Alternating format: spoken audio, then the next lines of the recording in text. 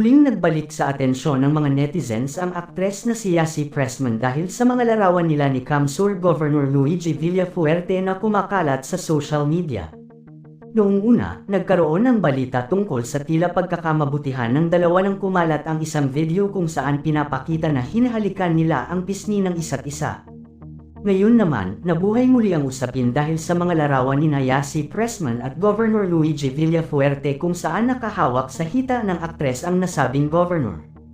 Nagkaroon ng pagdududa sa kagandahang loob ni Governor Luigi Villafuerte ang ilan na naging dahilan umano ng paghihiwalay ni Yassi Pressman at ang dati nitong boyfriend na si John Semira, isang negosyante.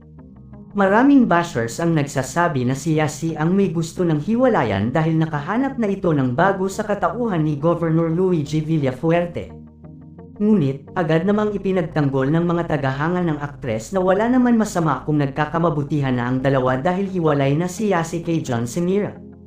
Sa kabilang banda, nananatiling tahimik si Yassi Pressman ukol sa mga isyong kumakalat tungkol sa kanila ni Governor Luigi Villafuerte.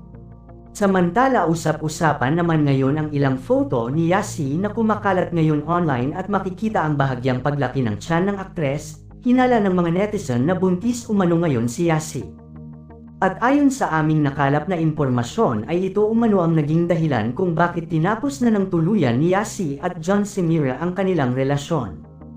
Dahil dito kumalat ang matinding balita na si Yassi ay nabuntis umano ni Luigi at pilit itong pinagtatakpan ng aktres sa publiko para na din sa reputasyon ng bago niyang boylet na public servant. Ayon nga sa ilan, grabe naman daw ang ginawang ito ni Yassi sa dati niyang boyfriend matapos nitong alukan ng kasal ang aktres ay ito naman ang ginawa ni Yassi sa kanya.